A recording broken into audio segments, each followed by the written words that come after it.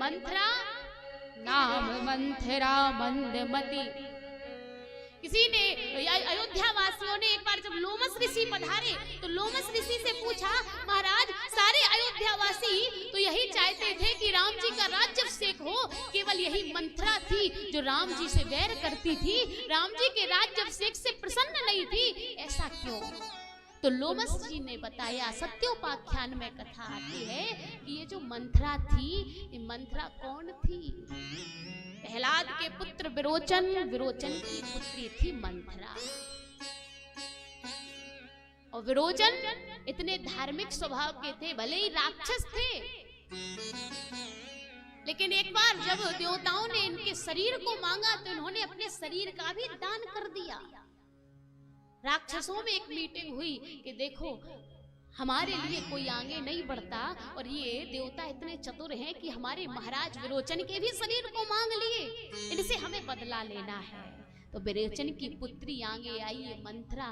मंथरा ने दैत्यों से कहा कि हम आपके साथ रहेंगे, हमारी जो युद्ध की जो रीति है, जो कुशल है युद्ध में, युद्ध की शिक्षा में,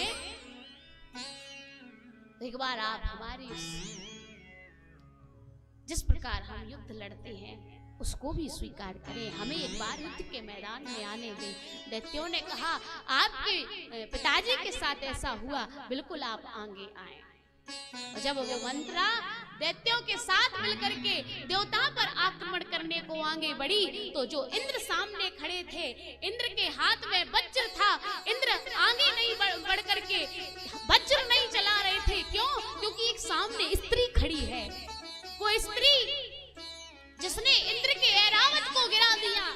सारे देवता इधर से उधर दौड़ने लगे, हाहाकार मच गया, मंथरा ने हाहाकार मचवा दिया और इंद्र अपने वज्र को तो लिए खड़ा है, छिप रहा है कहीं इधर कहीं उधर, लेकिन आक्रमण नहीं करता। क्यों? क्योंकि एक स्त्री सामने खड़ी है। भगवान नारायण को पुकारा, भगवान नारायण से कहा, प्रभु एक स्त्री सामने खड़ी है, वो चारों तरफ वो अधर्म का अत्याचार का जो आवरण है वो चारों तरफ फैला रखा है उस स्त्री ने। प्रभु क्या किया जाए? नारायण भगवान प्रकट हुए। नारायण ने कहा, हे इंद्र, चाहे वो स्त्री हो, चाहे वो पुरुष हो, चाहे वो नपुंसक हो, जो अधर्म को बढ़ावा देते हैं उसको मारने में कोई दोष नहीं है।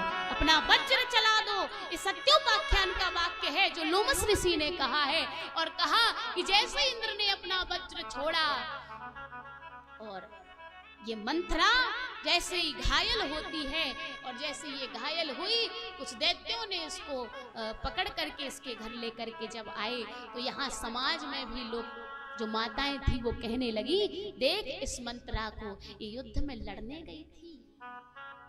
मंथरा सोचने लगी, अरे इस विष्णु ने मेरे साथ अच्छा नहीं किया, इसने पहले तो मेरे पिता को मुझसे दूर किया और यहाँ मुझे इंद्र के साथ जब युद्ध हो रहा था तो इंद्र को भी भड़काया, मैं इसको छोड़ूंगी नहीं। ऐसा कहते कहते इसने प्राण त्याग दिए। और ये वही मंथरा है जिसने कहा था, मैं विष्णु को छोड़ूंगी नहीं, छोड़ूंगी नहीं। अपना बदला लेने के लिए ये मंथरा आज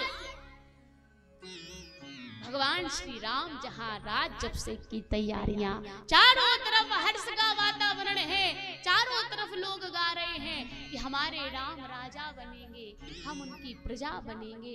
लेकिन इधर ये मंथरा को ये सुहावना नहीं लगता और ये पहुंच गई माँ कैकई के पास। कैकई के पास पहुंच करके कई प्रकार से बोलने लगी कि महाराज ने देख लो, बड़े बेटे राम को राज्याभिषेक देने की घोषणा कर दी, तुमको बताया तक नहीं। माँ कैकेयी बड़ी प्रसन्न हुई, अरे मेरा राम कल राजा बनेगा, ये तो बड़ी खुशी की बात है, बड़ी प्रसन्नता की बात है। लेकिन कैकेयी कहने लगी, प्रसन्नता की बात तो तब होती जब तुम्हें पता होता, तुमसे छिप करके योजना बनाई जा रही है। अरे कैकेयी तू समझ नहीं रही है, तेरा हित तो केवल मैं चाहती हूँ और तेरा कोई हित नहीं अयोध्या में चाहता है। कई प्रकार से फटकारा माँ कैकेयी, लेकिन कहते हैं ना, कुसंग का प्रभाव धीरे धीरे बढ़ ही जाता है। और वो कुसंग धीरे धीरे बढ़ता गया और इसने जैसे ही अपना प्रभाव आगे बढ़ाया और कुसंग के जो वाक्य कहती गई है मंथरा, और कहा राज ही तुम पर प्रेम विषय।